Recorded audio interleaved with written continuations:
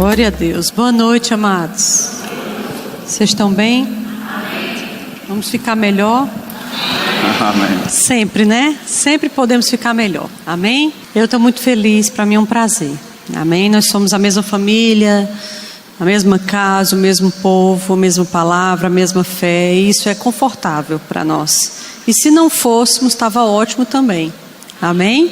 Porque temos o mesmo Deus e fomos lavados pelo mesmo sangue. Amém? Então, tem tanta coisa disponível na Bíblia sobre família.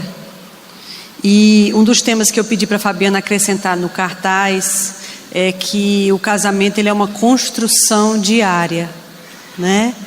É uma construção diária. Não é uma coisa que acontece instantaneamente, é uma construção. Então, se é uma construção, significa que há tijolinhos todo dia, né? Há uma parte da construção cada ano, e assim vai até que a morte os separe. Não é assim?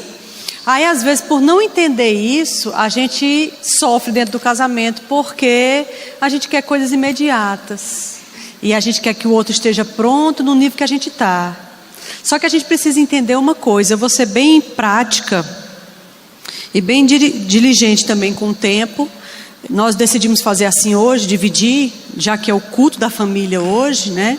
Aí o que nós vamos fazer a partir de amanhã? De manhã eu ministro e à noite aí ele ministra. Então cada um vai ter esse tempo separado. Mas talvez hoje a gente vai dar uma degustação, né? Vamos dizer assim. Amém? Pelo tempo. Mas então, como eu estava dizendo, o que acontece é que a gente precisa entender que todo mundo tem áreas fortes e áreas fracas. Então, talvez, muito provavelmente, naquilo que você, esposa, é forte, você escolheu um homem exatamente fraco naquilo. E ele se sentiu atraído por uma mulher que seja forte exatamente naquela lacuna que ele tem. Porque uma das coisas que o casamento é complemento. Eu preencho exatamente o que falta. E ele tem que discernir que ele preenche exatamente o que falta. É óbvio, claro, que há coisas que vocês combinam e que pensam igual e fazem igual. E tem que ter coisas assim, graças a Deus por isso. Mas a gente precisa aprender a celebrar as diferenças. Vocês estão comigo? Então, se eu tenho coisas que vão completar as fraquezas dele, e ele tem coisas que vão completar as minhas fraquezas, aí fica mais fácil da gente entender e ter tolerância com a fraqueza do outro, porque ele não é forte em tudo, da mesma forma que você também não é. E o casamento não é exatamente isso, complemento? Se a gente partir desse ponto, entender que você é esposa ou você é solteira, não sei se tem solteira aqui. Pronto, tem uns solteiros aqui, graças a Deus. Pronto, você está ganhando, meu filho, um bônus. Não é? É uma grande bênção poder ouvir sobre casamento sem ter entrado num casamento ainda. Ou se já entrou e deseja entrar novamente, sempre há tempo, né? Então, você já está recebendo essas instruções tão preciosas de quem já está na estrada. É tão importante, amados, saber valorizar quem chegou ali primeiro, quem fez uma estrada, quem conhece alguma coisa para passar para a gente. Amém? Então, se a gente entender as nossas diferenças, vai ficar mais fácil conviver, porque ninguém está pronto. Amém? O único que vem pegar a princesa dele num cavalo branco é Jesus.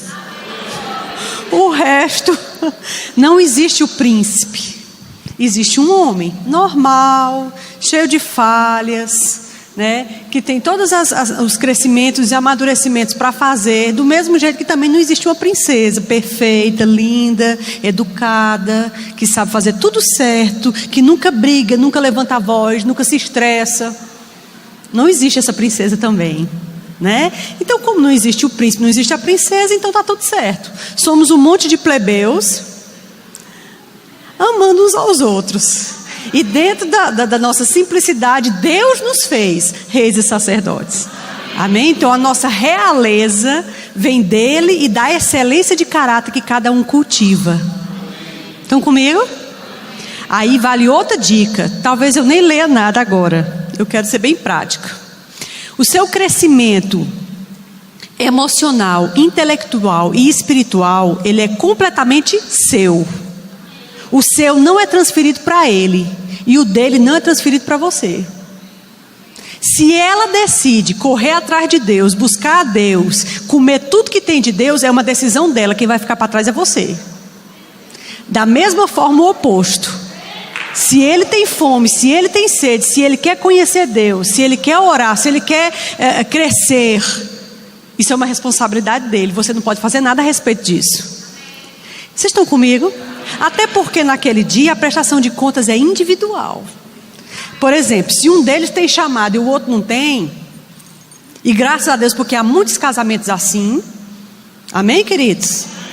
Há muitos casamentos assim, inclusive Kenneth Hagin, por exemplo, né, que é o ministro que trouxe essa palavra da fé que pregamos, que trouxe não, né, porque quem trouxe foi Jesus, mas ele é um ministro contemporâneo que levantou isso de novo, né, dentro dessa geração. Ele casou com uma mulher que muito provavelmente não tinha chamada nenhuma ministerial.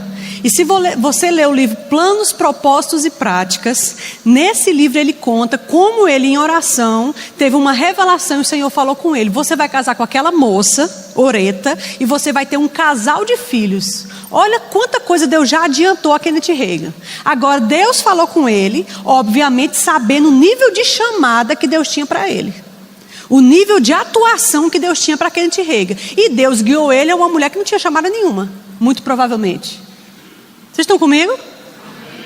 Como é que Deus guia um homem tão poderoso, que ia falar tanta coisa importante, profeta e mestre, um marco dentro da história de fé do mundo, a uma mulher que não tinha chamada nenhuma?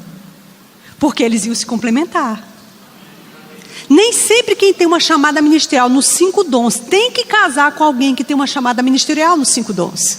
Isso não é regra, mas você não vai achar isso na Bíblia. Nem todo mundo é Daisy e T.L. Osborne, onde os dois têm chamado e os dois pregam e os dois sabem o que fazer com o microfone. Nem sempre. Não há uma necessidade. Agora há pontos que você deve observar, especialmente você solteiro, porque o casado já casou, agora tem que se resolver, né? Agora a gente vai botar fé. Mas o solteiro ainda tem chance, ainda tem oportunidade de aprender coisas. Uma coisa é importante: quem tem uma chamada ministerial nos 5 dons, apóstolos, profetas, evangelistas, pastores e mestres, eles precisam ser mais cuidadosos na escolha de um cônjuge, seja uma mulher ou seja um homem. Porque você precisa escolher uma pessoa no Senhor, guiado por Deus, para te ajudar nessa escolha, porque você não sabe tudo, eu não sei tudo. A gente não sabe quem aquela pessoa é realmente, que defeito ela tem, que se eu vou tolerar mesmo aquela falha, se eu vou mesmo conseguir preencher essa lacuna daquela pessoa, ou se aquilo vai ficar tão irritante para mim, que com 3, 4 anos de casado eu não aguento mais. E isso aí é o que a gente chama de testemunho interior. Ninguém casa com ninguém, amado, só porque achou lindo demais. Ninguém casa com ninguém só porque ele é um homem de Deus maravilhoso. Não, mas ele é tão de Deus, Janaína. Eu fiquei, olha, chega, eu me tremi todinha. Vocês estão comigo? Ninguém casa com uma menina só porque ela é ungida, fortalecida e saudável. Só temos, geralmente casado, não tem nenhuma criança aqui, só minha menina, né? Vocês estão entendendo? Se casa com uma pessoa por causa do testemunho interior. Seguido disso, pela convivência e observando aquela pessoa, especialmente quando ela não está na sua presença. Quem ela é dentro de casa, com pai, com mãe, como é que aquela pessoa é com dinheiro, como é que aquela pessoa é com a diligência, como é que aquela pessoa é com as coisas da igreja. Enfim, é muita coisa para se observar, mas pela aquela paz por dentro. Às vezes tudo aqui fora está estranho, não está batendo, mas aqui dentro aquela voz diz: pode entrar, eu garanto. Não é interessante? Aí às vezes aqui fora tudo combina. Olha, você é loiro, ela é loira, vai ficar lindo os filhos de vocês. Mas aqui dentro aquela coisa arranhando. Quando arranha, solta esse negócio. Estão comigo? Mas eu não sei discernir. Pronto, talvez esse é o nosso problema. Precisamos ter um pouco mais de confiança e de experiência com Deus, para a gente não entrar numa roubada. Porque uma coisa é você passar 6 anos numa faculdade, terminar, se formar e descobrir que não era aquilo que você queria. Tá tudo bem. Outra coisa é você casar. Casamento é para a vida. Não se entra num casamento pensando na possibilidade, se não der certo a gente separa. Não dá certo assim. Se eu e você entramos no casamento com esse pensamento, a gente já está sentenciando esse casamento. Estão comigo? Sejamos cuidadosos. É muito sério. Casamento não é uma coisa simples. Tem muito acidente de percurso. E aí, como fazer manter? Como continuar na estrada ainda? Amém, queridos?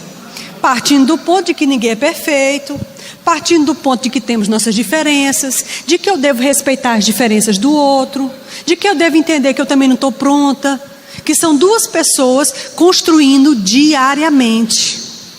Amém? Uma coisa é o período de namoro, tudo são flores, tudo é lindo, a gente ama muito, a gente bota o nosso melhor perfume, etc, etc. Outra coisa é o convívio do dia a dia. Eu não sou muito utópica, não. Eu gosto da realidade. E a realidade é que o convívio traz estabilidade.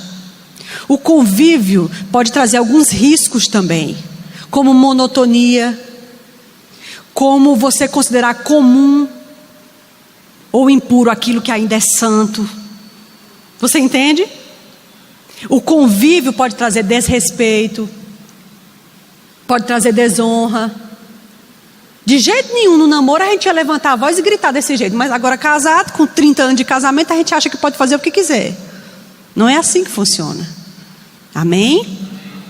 Então, realmente o convívio, ele vai tirar alguns brilhos coloridos que a gente tinha no nosso primeiro ano de namoro. É normal, mas ele também vai trazer estabilidade, maturidade, enfrentar problemas junto, crer junto para dinheiro, crer junto para poder criar esses meninos. Sabe? Olhar a vida como ela realmente é, com o pé no chão e o coração em Deus. Né? Entender, amado, que o seu problema não é o pior problema do mundo. Garanto a você, tem coisa pior. E sobrevive, ninguém morre. Dá para passar. Vocês estão comigo? Agora vai depender muito da maturidade que cada um dos dois tenha desenvolvido. E aí a minha fé não pode ser uma muleta para João. Abençoa ele, claro. Amado, o ímpio é abençoado por uma esposa crente? Uma esposa ímpia é abençoada pelo convívio de um marido crente, a esposa ímpia? Imagine um justo. Então um crente com uma crente, eles se abençoam muito, graças a Deus, independente do nível que cada um esteja. Tá ótimo. Mas eu vou te dizer, a minha fé não é muleta para João. João é o grande pastor João. Mas a prestação de conta deles é individual. A minha também. A fé dele, o nível espiritual dele me abençoa demais, mas ainda assim eu tenho que ser a pessoa que eu sou. Eu ainda sou um indivíduo. Eu não sou a Janaína de Albuquerque. Não, eu ainda sou Janaína. Eu ainda tenho que dar conta das minhas coisas, ainda tenho que tentar honrar meu nome, ainda tenho que tentar fazer a minha estrada, porque naquele dia a minha prestação de contas é individual. Vocês estão comigo? E aí é ruim demais quando há desníveis muito grandes. E eu não estou falando de um bebê novo convertido, de uma bebê nova convertida com um marido que já está há 10 anos no evangelho, não. Porque o crescimento espiritual, ele não acompanha o mesmo nível de um crescimento natural. Com 2 anos o bebê já deve estar falando tudo. Com 3 anos já deve estar assim. Não, espiritualmente é outra velocidade. É outra coisa. Espiritualmente em 2 anos você pode parecer que tem 10. Depende da aplicação que cada um tiver. E graças a Deus, amados, que Deus deixou o crescimento na fé de uma forma totalmente individual e particular. E outra coisa, de uma forma completamente livre. Pense uma liberdade que eu e você temos para crescer espiritualmente. Mas meu marido não deixa eu vir para a igreja. Mas você é a igreja. O culto aqui está dentro de você, ó. Mas Janaína, ele não deixa nem eu abrir a boca para falar. Não tem problema não, só aqui dentro. Aqui dentro, às vezes, a festa está mais pegando fogo do que na igreja. Amado, dependendo da situação, a gente tem que saber amar a Deus dentro da situação que a gente está. Vocês estão comigo? Mas é interessante isso. Diante de Jesus não vai colar essa desculpa. Senhor, eu não te amei porque meu marido não deixou. Eu não li sua palavra, eu não te busquei porque meu marido não deixava. Não vai colar. Por quê? Porque o crescimento espiritual, ele nos deu essa liberdade para fazer individualmente. Não depende de ninguém. Nem da liberdade, nem da prisão que ninguém dá a você. É uma coisa entre você e Deus. Estão comigo? E na hora da adversidade vai fazer muita diferença a maturidade que cada um dos dois tem. Na hora de criar os filhos vai fazer muita diferença. Porque um acha que o menino pode usar esse tipo de videogame aqui. O outro acha que não, que é pesado demais. Um acha que ele pode começar a namorar com 12 anos. O outro acha que não, que é cedo demais. Tudo bem? Não conheço a vida de ninguém, graças a Deus, nem precisa. Eu acho que cada um de nós vai ter que prestar conta dos nossos filhos. Não é? E de como temos criado, do que temos falado, do que temos educado. É por isso que é importante que os dois tenham uma mesma linguagem para com os filhos. Aí você imagina, para você não tem nenhum problema que a sua menina de 13 anos ande com um shortinho bem curtinho, até porque ela ainda é criança.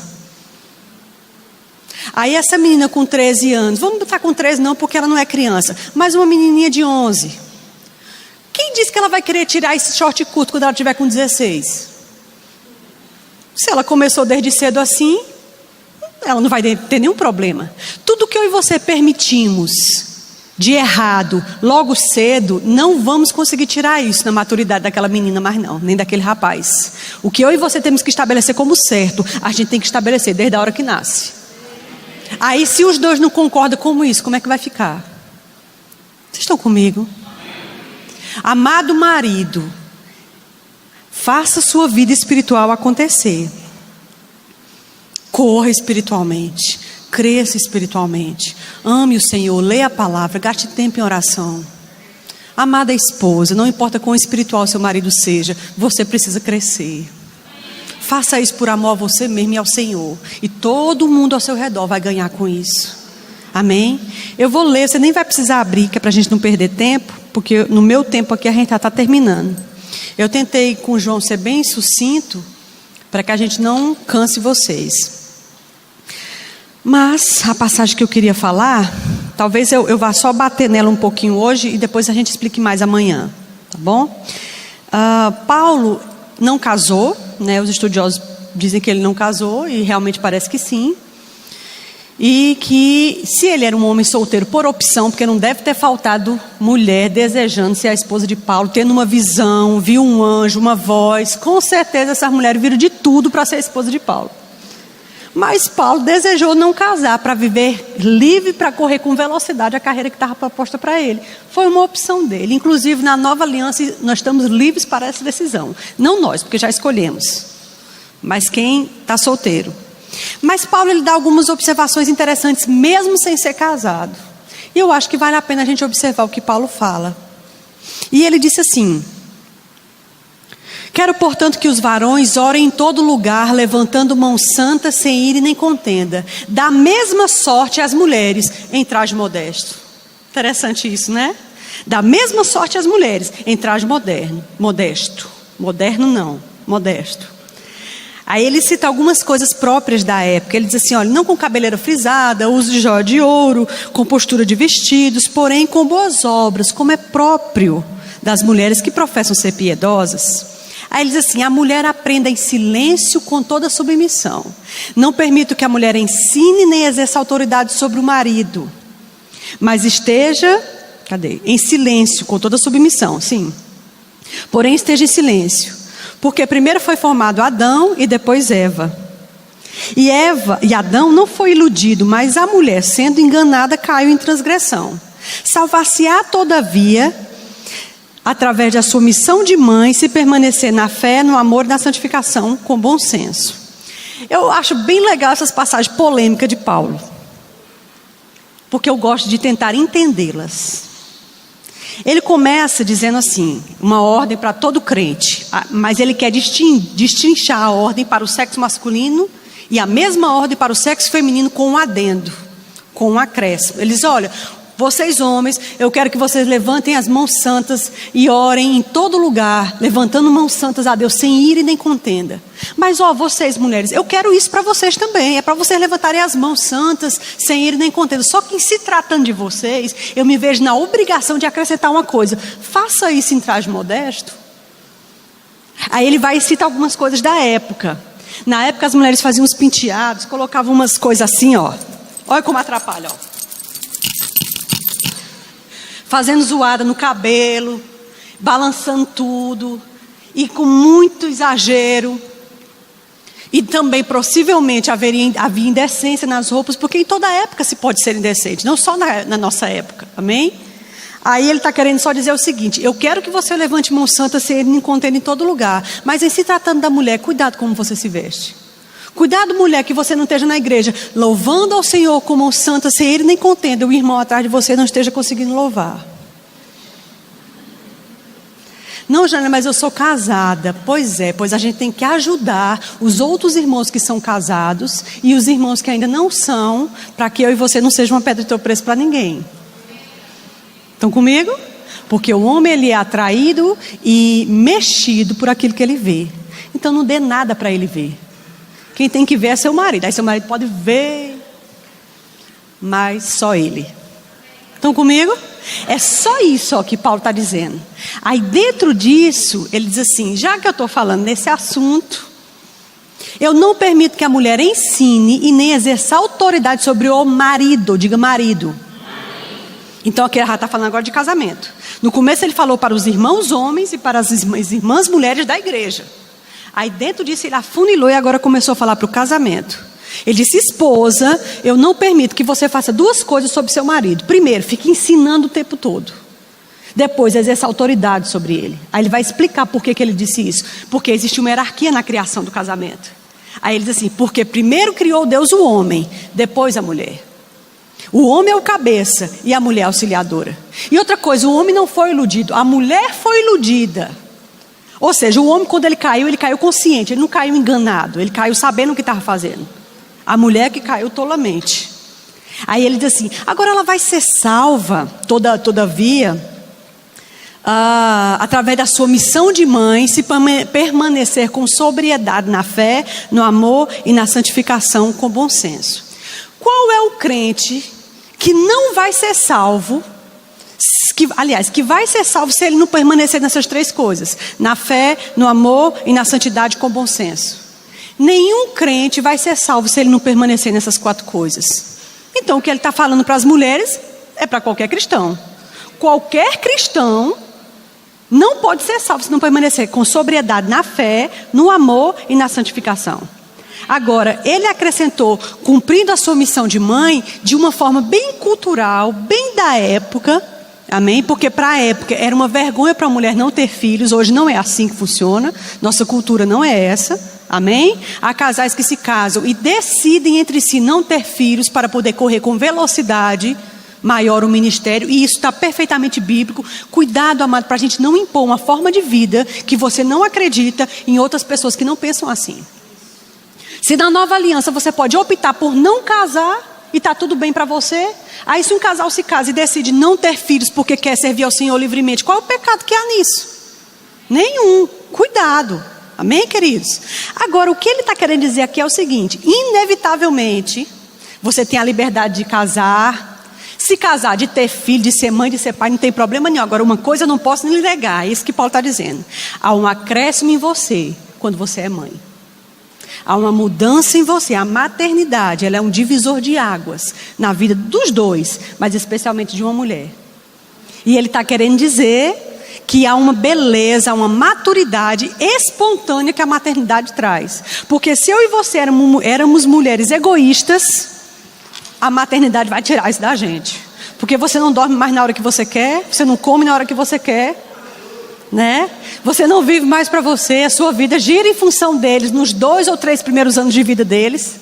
E é assim que é. Aí me diga se isso não vai amadurecer a gente, nem que seja no carbureto. Vai. Isso vai te fazer uma pessoa melhor. Eu não estou querendo dizer que quem não tem filhos não vai ter essa possibilidade de ser uma pessoa melhor. Claro que não, lógico que não.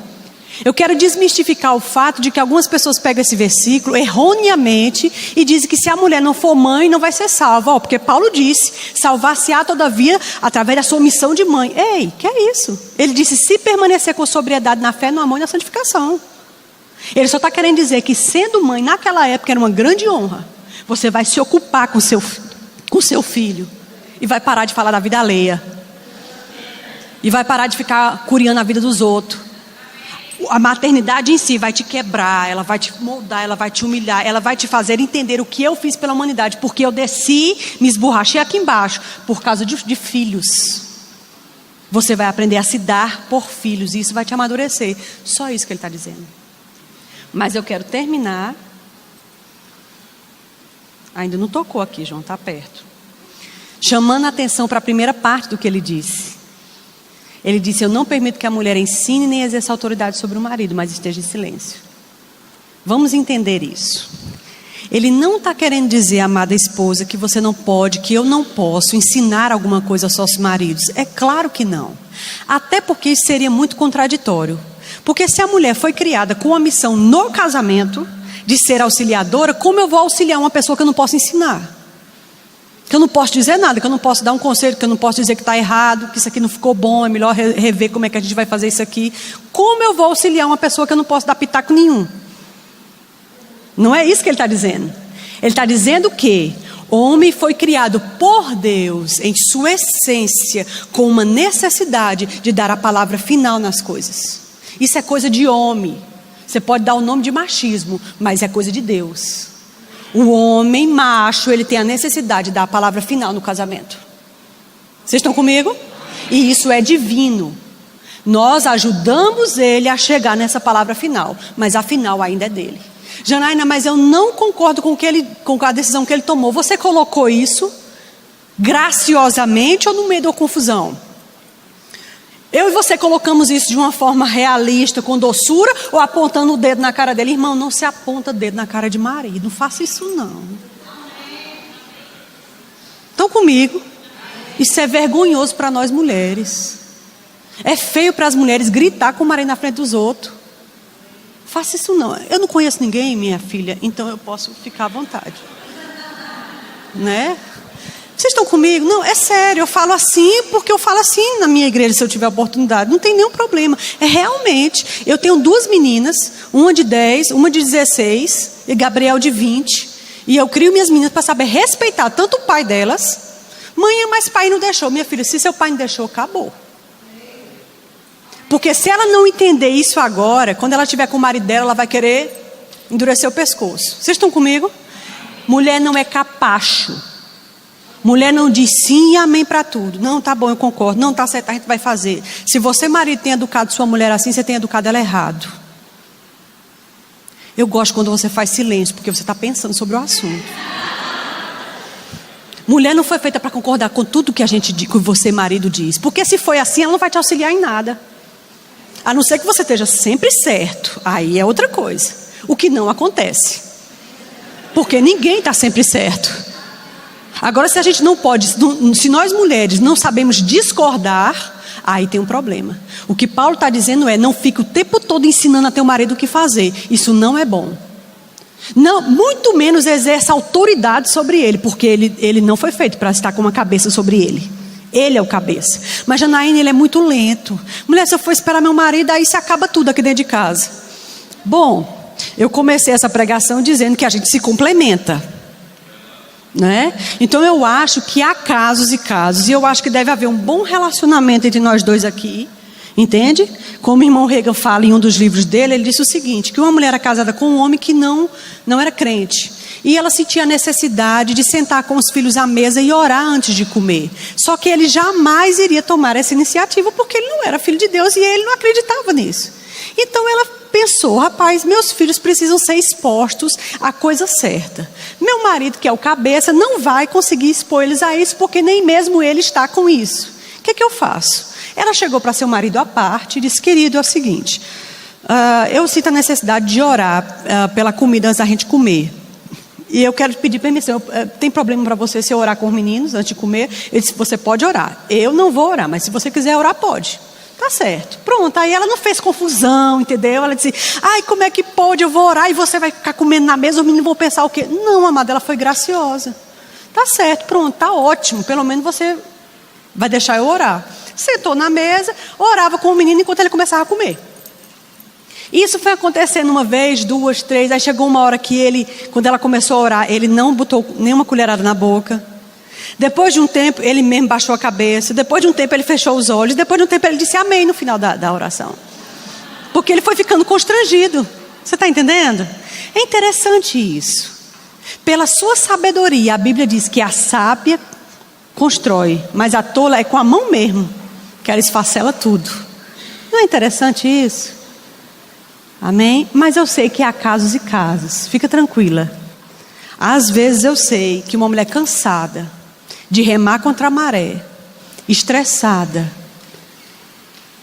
ela chuta o pau da barraca, ela roda a baiana. Mas tenha cuidado, depois que você rodar a baiana, se aquiete e peça desculpa. Reveja o comportamento. Amém? Você vai amontoar brasas vivas sobre a sua cabeça. Tenha paciência com o marido que não responde na velocidade que você queria. Você escolheu esse marido, devia ter pensado. Agora já estamos dentro do casamento e graças a Deus que agora existe toda uma leva de ferramentas disponíveis para a gente acertar dentro do casamento. Amado, existe mesmo. Cuidado com essa opção de separar imediatamente. Às vezes a gente tem sido muito leviano com isso. Amém? Às vezes tem um casal que estava casado há 20 anos, né? Mais de 20 e agora está pensando em separar. O que é que você ainda vai construir ainda com mais 20 anos para frente? Se com 20 anos você está subindo a ladeira, os próximos 20 já é descendo. Não é porque eu cheguei nos 40. Os próximos 40, a Bíblia diz que é de enfado e canseira. Os seus anos áureos. Você conseguiu estar casada, permaneça até o final. Vocês estão comigo? Sempre tem como resolver, amados. Sempre tem como consertar. É porque a gente ainda não está usando as ferramentas adequadas. Um pouco mais de conhecimento e de exposição à Bíblia vai te mostrar: nossa, eu podia ter feito isso o tempo todo, só que eu não sabia. Eu podia ter agido desse jeito o tempo todo, só que ninguém me disse. Mas agora eu sei. Amém? Glória a Deus.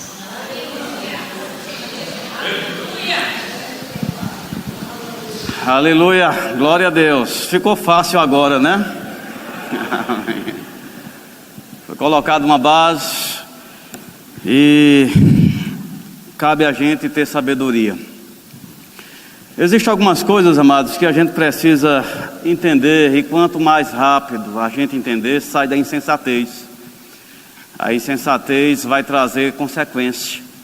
A Bíblia diz que a vara é para as costas do insensato. O que quer dizer essa vara? Dores, consequências. Amém? E a insensatez permite isso. Às vezes a gente tem sido lento, tardio em ouvir e indolente, como a Bíblia diz, em algumas áreas da vida. A Bíblia recomenda para a gente reconhecer o Senhor em todos os nossos caminhos. Diga comigo, em todos. Não só em alguns. Eu vejo pessoas indolentes, né, sendo lento, não correspondendo a essa temperatura, a esse fervor, aquilo que a Bíblia diz, né, operoso praticante, e algumas áreas a gente deixa quieto. E é impressionante como esse segmento família tem ficado à beira do caminho.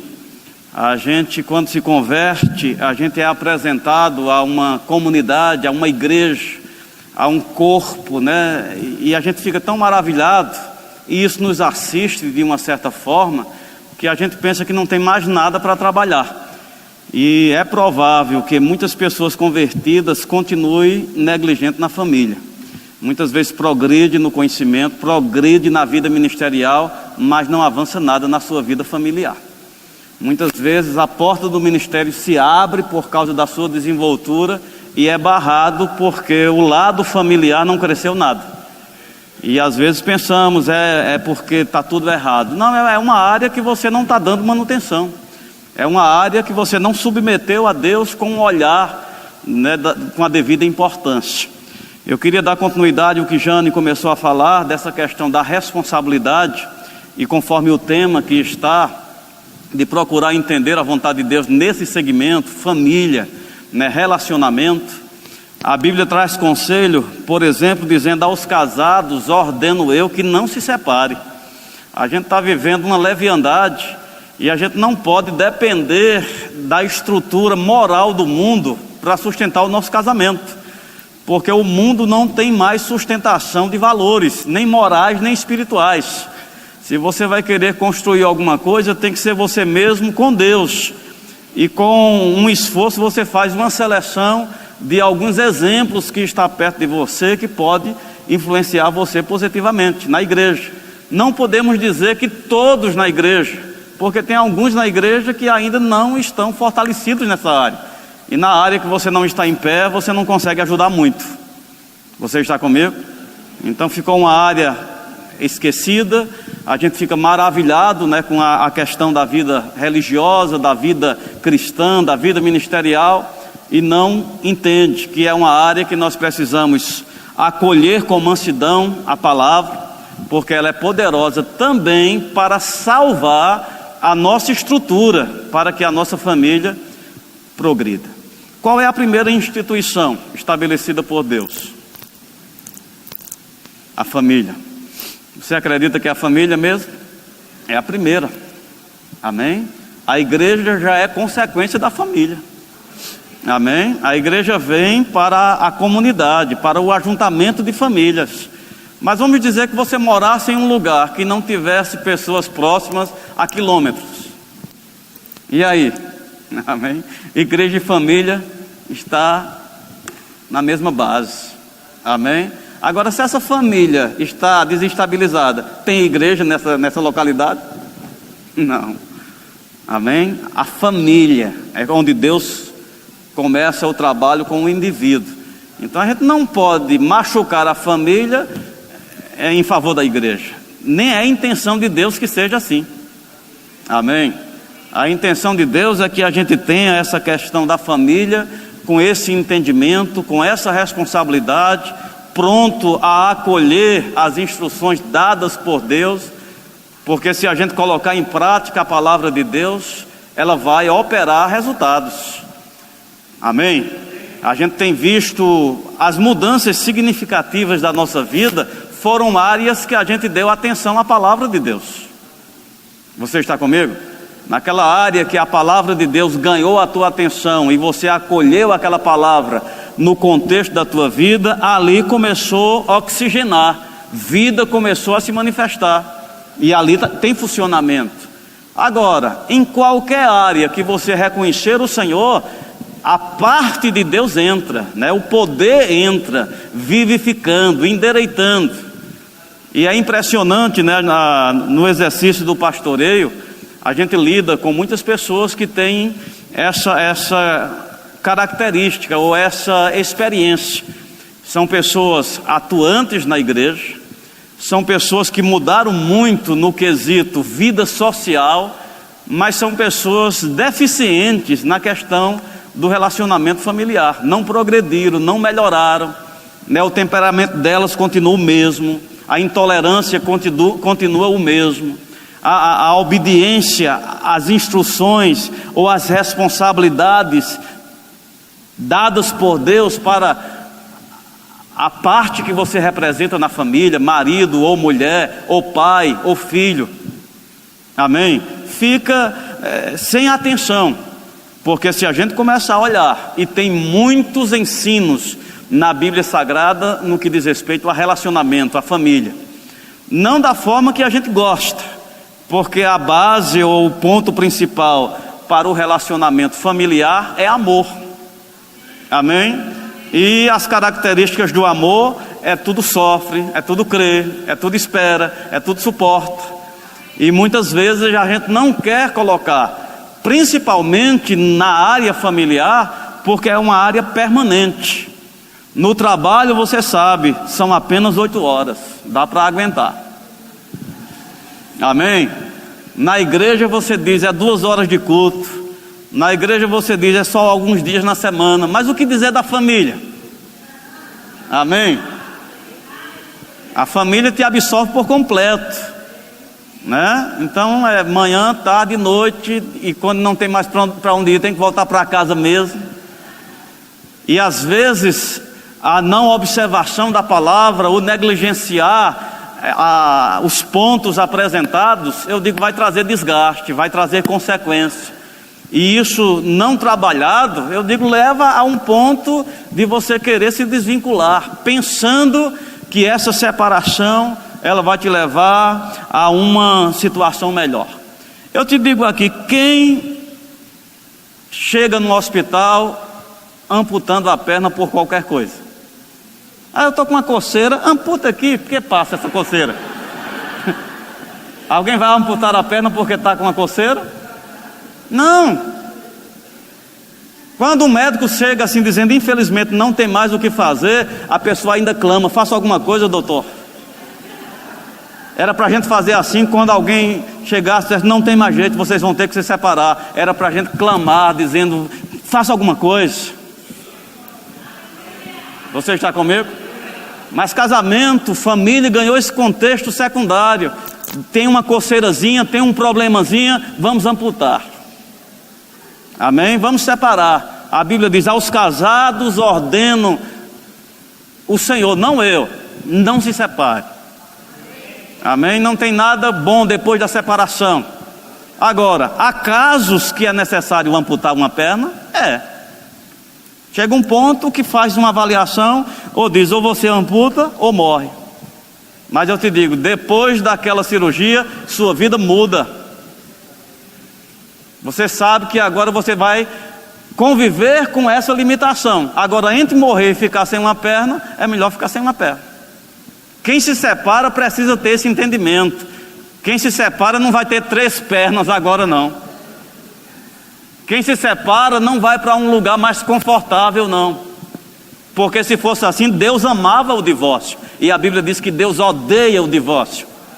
Agora, Deus odeia só porque quer ver as pessoas casadas? É porque Ele sabe que o divórcio abre a porta para um dano, abre a porta para perdas, abre a portas que comprometem a plenitude. Então ninguém vai amputar um membro. E infelizmente, amados, eu e você precisa sair dessa periferia. O mundo ainda nos influencia. É interessante, tem algumas regiões do país que ela faz divisão de região. Da região nordeste, do centro-oeste. E dependendo a parte daquele estado que está mais próximo ao nordeste, a cultura é nordestina. A parte daquele estado que está mais ligado ao centro-oeste, a cultura é de lá. A comida, as músicas. Você está comigo? É interessante quando você vai para Petrolina, que Juazeiro fica do outro lado, dá para você sentir a diferença. Amém? Então, quando a gente está muito próximo do mundo, o que o mundo pensa ainda influencia a nossa forma de pensar. Mas quando você está mergulhado em Deus, aí você está mais tomado da região, dessa região aqui, do que Deus pensa, dos valores de Deus. É por isso que a Bíblia manda a gente seguir a santificação. Não pare na periferia. Foi salvo, entrou no território de Deus através do novo nascimento. Continue avançando, continue indo para esse lugar. A Bíblia fala participante da natureza divina, livrando-vos da corrupção e das paixões que há no mundo. Eu e você precisamos avançar nesse processo de acolher o que a Bíblia diz, dos conselhos, dos ensinamentos, para que a gente não fique nessa periferia e família esteja tão próximo a essa sugestão do mundo. Eu não sei como é que você está vendo. Há alguns anos eu tive uma sensação, espiritualmente, era uma percepção, isso faz mais de 5 anos, de uma mudança, de algo que estava mudando espiritualmente. E de lá para cá só tem se acentuado, e os sinais agora estão evidentes. O que nós estamos enfrentando, irmãos, no que diz respeito a um levante, que antes era só as profecias de Apocalipse que diziam o que nós estamos vendo hoje com os nossos olhos. A impiedade se levantando, não só de forma sugestiva, hoje tem representantes diretos, físicos, ousados, para ser contra a família, para ser contra a igreja, ou ser contra tudo aquilo que se nomeia sagrado, divino, de Deus. Se eu e você não entender isso e não nos posicionarmos fortalecidos no Senhor e na força do seu poder, eu digo, vai ter algumas áreas da nossa vida que serão roubadas. Satanás tem interesse de roubar essa condição de família. E se você não se levantar como um guardião da tua família, porque você guardando a sua família, você vai ser refúgio para famílias. Você está comigo? Há um ataque direto. Eu lembro de uns 5, 6 anos atrás, que eu estava em Fortaleza e me mostraram uma ministração, eu não lembro de quem era o nome agora, mas falava muito da estratégia de Satanás para atingir as nossas crianças, através das programações, dos desenhos animados. E eu lembro que eu vim tão impactado com aquilo que cheguei e falei na igreja. E se levantou a pessoa dizendo: isso é bobagem, isso não tem nada a ver. Era só uma percepção, não havia nada concreto, era tudo muito simples, era tudo muito superficial, a palavra certa. Mas agora, eu te digo, não é mais superficial. A gente está enfrentando uma oposição direta e na periferia do nosso quintal. Satanás não está medindo mais, ele não está mais se ocultando, ele está assumindo uma forma, e o que mais me impressiona, está sendo aceito. Amém? Está sendo aceito. As pessoas reconhecidas como aquelas que fazem a opinião pública estão amordaçados, calados, inibidos ou influenciados. Chegou a hora da igreja ser sal da terra e luz do mundo. Chegou a hora de nós sermos aqueles que mostram a palavra viva de Deus, não apenas falada, não apenas discutida em livros, mas mostrando a forma da Bíblia experimentada. Eu e você precisamos se levantar como um guardião da família. Qual é a primeira família que você deve proteger? A sua família. Porque se você proteger a sua família, você vai ser refúgio de famílias. Não podemos ficar passivos, não podemos dizer que essa área não merece tanta atenção. Eu acho que é tempo de pararmos algumas coisas e nos voltarmos para fortalecermos as nossas famílias, dando valor ao que a Bíblia diz em cada instrução. Porque se tem uma área que a gente é resistente a acolher a palavra de Deus, é no que diz respeito ao relacionamento familiar. Parece no que a Bíblia diz com respeito à comunidade, com respeito ao ID, com respeito à igreja, com respeito a chamado, com respeito à unção. Nessas áreas a gente não pode desobedecer. Agora, o que a Bíblia diz com respeito à família: a mulher respeita o marido, marido ama a esposa. Essa aí não, isso aí a gente decide se acolhe, se não acolhe.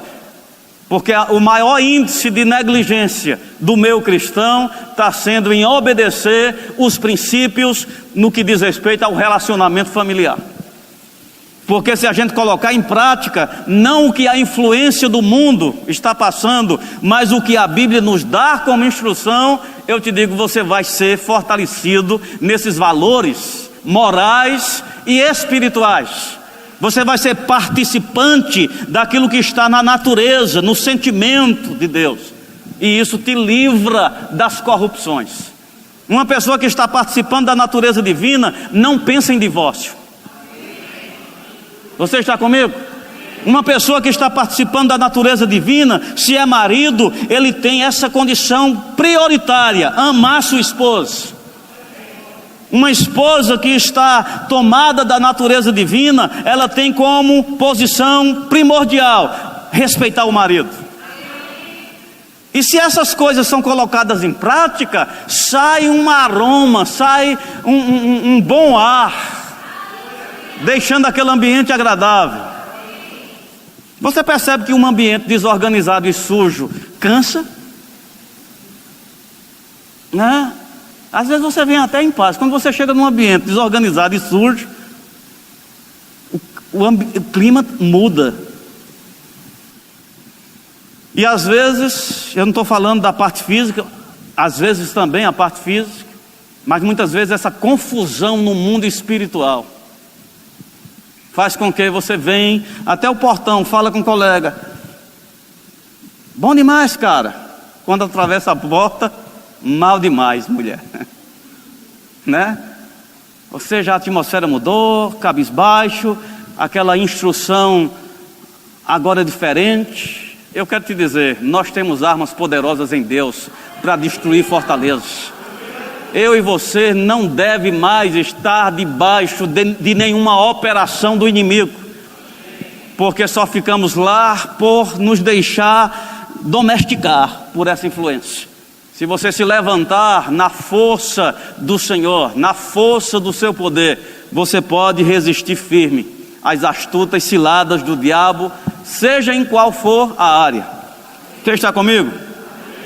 Então precisamos atentar. O que a Bíblia diz que é a responsabilidade da posição que você representa na família. Se você é casado, eu te digo, o teu papel principal como casado é ser marido. Amém? É ser marido à luz do que a Bíblia diz.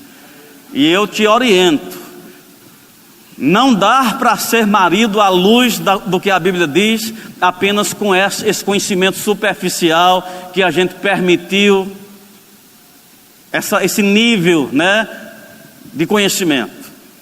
A gente precisa entender que é algo importante e requer um estudo mais apurado, exige uma dedicação maior. Se você é esposo, não se limita àquilo que você apenas ouviu, sabe, viu. Existe algo na palavra que vai libertar, que vai trazer o poder do Evangelho, porque é o poder de Deus para a salvação.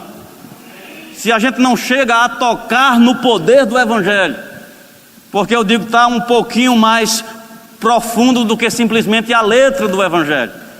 A maioria das pessoas chegaram à letra do Evangelho, mas nós precisamos chegar ao poder do Evangelho. O poder do Evangelho está um pouquinho abaixo da letra. Só a letra do Evangelho não manifesta libertação, não traz transformação. E como nós vamos chegar no poder do Evangelho? Dando primeiro essa atenção. Filho meu, atenta para as minhas palavras, presta atenção, inclina a tua consideração. E qual é a área que eu estou falando que a gente precisa dedicar uma certa atenção?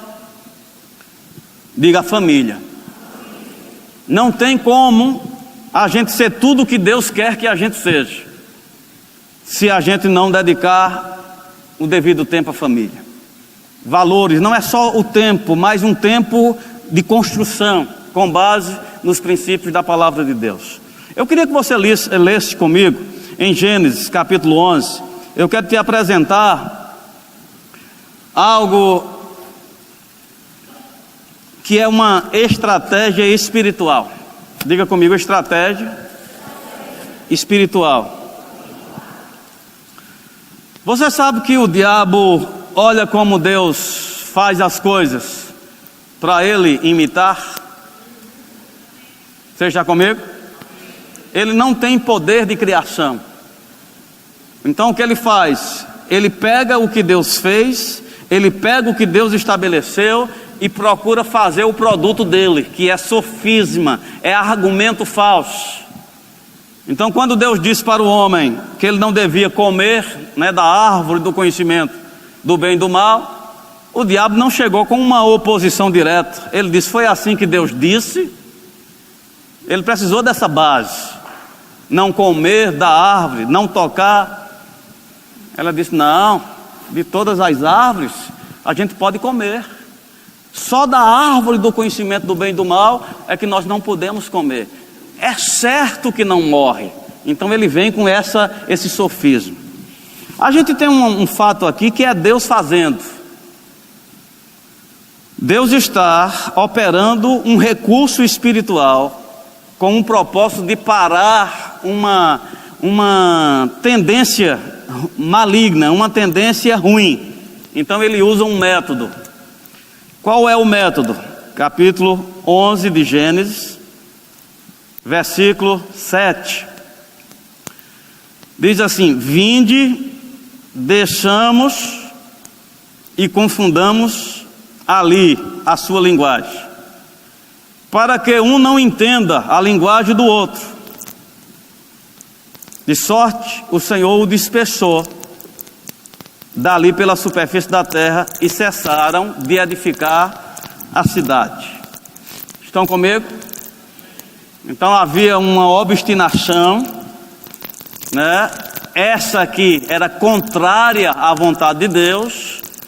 E o espiritual disse: vamos confundir a sua linguagem, para um não compreender o outro, e eles parem de edificar. Eu quero que você perceba o que o espiritual pode fazer. O espiritual, Deus aqui no caso, diz: vamos confundir a linguagem, para que eles não entendam um ao outro, e assim parem de edificar. Você acha que o diabo pode imitar essa ferramenta de confundir a linguagem? Sim. Ele sabe que deu certo. Ele sabe que confundindo a linguagem, a construção não continua. Janaína compartilhou, né, dessa construção diária. Você acha que o diabo vai ficar sentado e você participa de um seminário de família e ele vai ficar olhando você colocar em prática os princípios? Você acha que ele vai ficar quieto, você querendo melhorar a sua família? Porque muitos param na tentativa. Pastor, Deus sabe que eu me esforcei. Deus sabe que naquele dia que houve uma briga, eu fui conversar para o bem, eu fui conversar para a gente melhorar, mas eu não sei o que o diabo botou o rabo lá. Eu digo, botou nessa condição aqui, confundindo. Porque se confundir a linguagem, não tem mais edificação. Diga, se confundir a linguagem, não tem mais edificação. Você está comigo? Agora, quando algo é de Deus, a gente não pode desistir. Amém? Quando Deus está do nosso lado em prol de algo, o maior está do seu lado. A Bíblia diz que o maior é aquele que está conosco, do que aquele que faz oposição. Está conosco em quê? Em tudo que Ele planejou para as nossas vidas. Deus está conosco na família, Deus está conosco na igreja. E para isso não há acepção de pessoas. Deus quer a salvação de quantos? De todos. Não há dúvida sobre isso. E eu te pergunto, Deus tem uma família bem-sucedida para quantos? Para todos. Da parte de Deus há disposição, da parte de Deus há poder, há graça. Mas Ele precisa de alguém para Ele usar. Tem muitos pregadores para servir na igreja, mas Deus precisa levantar homens e mulheres de Deus para a família. E eu não estou falando palestrantes não, eu estou falando dentro das casas. Amém? É interessante que quando a Bíblia fala para levantar ministros, uma das características, que faça bem em casa. Diga comigo, que faça bem em casa. Que governe bem a própria casa. O que é governar bem? Às vezes a gente pensa que é só o homem em ser cabeça. Eu entendo isso aqui, desempenhar bem o papel que foi conferido a você na casa. Porque se eu negligencio ser servo de Deus em casa, qual é o meu papel? O meu papel hoje, na minha casa, é de pai e de esposo. Quando a Bíblia diz governe bem, para mim, Ele está dizendo, olha, desempenhe bem o seu papel, segundo a minha prescrição. Então, se eu obedeço a Deus, tendo cuidado de me desvincular do modelo mundano, do comportamento mundano, e deixar a palavra ser a inspiração para os meus atos, eu estou sendo aceito diante de Deus. Independente do acerto de Janaína, independente do acerto dos meninos. Você está comigo? Para Janaína, responder a Deus, desempenhar bem em casa, é respeitar e educar os filhos, criar os filhos, ter a sua resposta naquilo que Deus confiou na família. Se ela desempenhar bem o papel dela na família, eu te digo, dá base para ser bem ministerialmente ou em qualquer outra área. Para um filho, qual é o papel dele em casa? Não, um filho não tem papel. Tem. Honrar pai e mãe, dar o devido respeito à unção, à autoridade. Se um filho desempenha bem o seu papel na casa, ele tem a bênção de Deus para avançar em outras áreas. Mas nós temos colocado a família como aquele lugar que a gente pode negligenciar. Eu sei que a Bíblia manda respeitar, mas eu não respeito.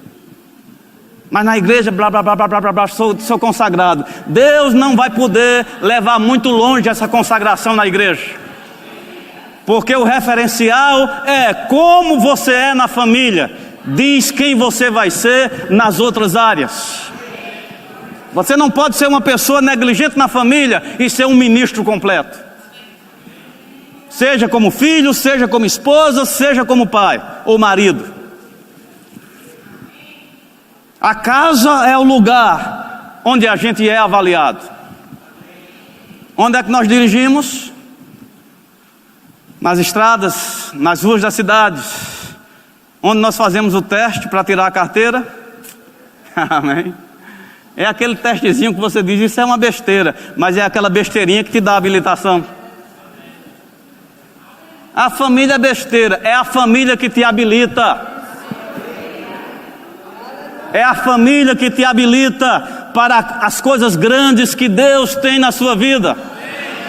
E se você pensa que você já está nas coisas grandes, é porque você não conhece o tudo de Deus. Deus pode fazer abundantemente mais, além do que pedimos ou pensamos, por causa do poder que opera em nós. Você está comigo? Qual é a estratégia? Uma das estratégias do diabo: confundir a linguagem. Amém? Um fala e o outro não entende. Eu não sei se você já teve situações assim, que você está falando uma coisa e o outro está entendendo outra. Quando isso está acontecendo num relacionamento, não é hora de conversar. Você precisa de um tradutor. Amém?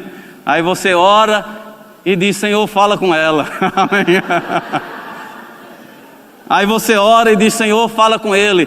Porque você está sob ataque de uma estratégia do inimigo, confundir a linguagem, para que um não compreenda o outro. É interessante, irmãos, que uma surpresa que um pastor tem quando está aconselhando casais com problemas é que os dois se acham certos, amém? E que na sua partida, ou seja, na sua iniciativa, estão verdadeiramente, eles estão fazendo algo de responsabilidade para salvar o casamento, mas muitas vezes com um método errado, com a disposição errada. Não, eu estou certo, pastor. Isso é de Deus ou não é? É.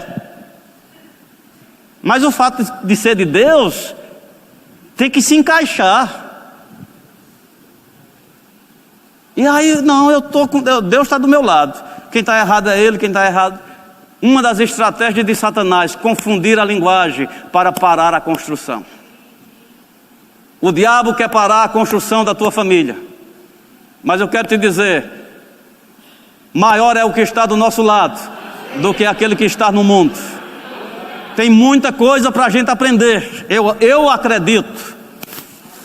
A gente teve um grande avivamento, né? A gente está vivendo um avivamento nessa área ministerial, de chamada. É impressionante quantas pessoas Deus tem conseguido despertar. Eu sou crente há 33 anos aproximadamente. Os meus primeiros 7 a 10 anos de crente era uma raridade as coisas. De todo o grupo de jovens de Campina Grande se despontava 2 ou 3 pregadores. Os demais eram leigos. Os demais não tinham chamado. Eu não considero essa questão de leigo, não tem leigo no corpo de Cristo. Todos estão chamados, todos têm uma vocação, todos têm um dom. Mas 3 se despontavam e os outros assistiam. Mas nós estamos vivendo um avivamento ministerial. Só de Campina Grande saiu já mais de 100 pastores. Nós temos jovens lá, se eu não tiver cuidado, se eles tomarem o meu lugar, eles vão fazer melhor do que eu. As pessoas que compõem a diretoria do ministério, dá gosto de você ouvir jovens, meninos que faziam parte do nosso departamento infantil. E graças a Deus que temos um apóstolo humilde. Começou com o pastor Band, ficou no apóstolo Guto e está na gente, os mais velhos. A gente não está competindo, a gente não está com inveja, a gente celebra quando vê um desses meninos falando coisas que você diz, eu sei disso, só não sei falar. Amém. E eles falam com tanta precisão, com tanta habilidade, com tanta autoridade. Deus está levantando um bocado de Arão para Moisés. Amém. Os mais velhos vão representar a experiência e a autoridade, mas Deus está levantando uma turma aí ousada, intrépida, capaz, eloquente. Você está comigo? Eu quero despertar você, não tenha medo do que está para acontecer nesses últimos dias, porque já está prescrito o placar a nosso favor. Em todas estas coisas somos mais do que vencedores. Essas perseguições, esse princípio de dores que já está sendo apresentado, eu digo, isso não vai parar, porque está na palavra. Mas tem uma surpresa, tem algo para se levantar, tem algo que está adormecido, que o diabo não conta. Quando nós, como igreja, corpo de Cristo, resplandecer os nossos olhos e o poder de Deus for revelado, ninguém vai ficar quieto, ninguém vai ficar parado. E uma coisa boa que eu vou dizer para você, não é argumento contra argumento, não é só bate-boca, um bota uma mensagem, outro bota uma mensagem, um bota um vídeo, outro bota outro vídeo, não tem negócio de bate-boca não, é argumentos com manifestação de poder e da glória de Deus. A igreja dos primeiros dias da sua vida não ficava batendo bate-bocas de ideias. Era eles argumentando com ideias e pessoas voltando dizendo, eu fui curado. Eu era cego, agora estou vendo. Eu era paralítico, agora eu ando. E as pessoas abandonavam os argumentos e começavam a seguir o poder. E está chegando o tempo da igreja sair desse comportamento apenas de falar, de falar, de falar. E está chegando o tempo do poder de Deus, para manifestar a glória de Deus. Eu quero estar pronto.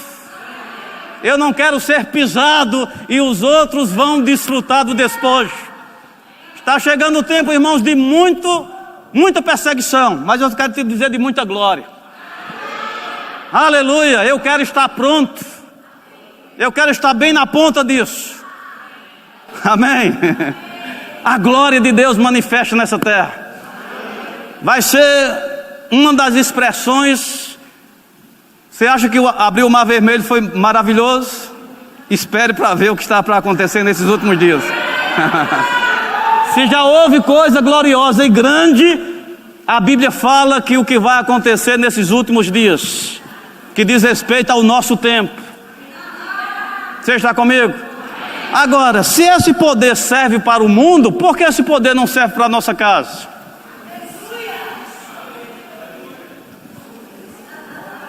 Quero te chamar, estamos vivendo um avivamento nessa área ministerial. Mas antes de nós avançarmos para a jornada que temos na nossa vida, precisamos comer a Páscoa na nossa casa. Antes da gente avançar para conquistar as terras, se faz necessário uma Páscoa só com os da casa. Comer com os da casa. Estão comigo? Precisamos restaurar o nosso relacionamento familiar, precisamos fortalecer. É difícil? Não. Está prescrita a função de cada um. Se a gente entender que tem esse personagem que confunde a linguagem, eu estou terminando, a gente vai ter essa sabedoria. Está turbulento, não dá para conversar agora. Deixa Deus ser esse tradutor. Leva a Deus. A Bíblia diz: não fique ansioso de coisa alguma, em tudo seja conhecido diante de Deus. Pai, tu sabe que eu amo essa mulher. Eu vou dizer que amo ela, ela fica com raiva. Amém. Tem uma confusão aqui, Senhor. Amém. Mas eu digo para você: Pai, eu amo essa mulher. Diz para ela. Amém. Deus vai traduzir. Quando Satanás estiver com esse método de confundir a linguagem, ora mais. Fala com Deus. E eu te digo: resiste o diabo firme na fé. Ele foge. E quando ele fugir, vem anjos de Deus, que é favorável ao casamento, que é favorável a esse projeto, e vai ajudar no fortalecimento, no aumento, na melhoria disso tudo.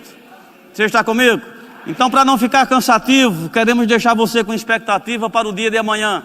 Creio que Deus vai complementar essas coisas, não só palavras, não só métodos. Tem unção nesse ambiente para confirmar a palavra.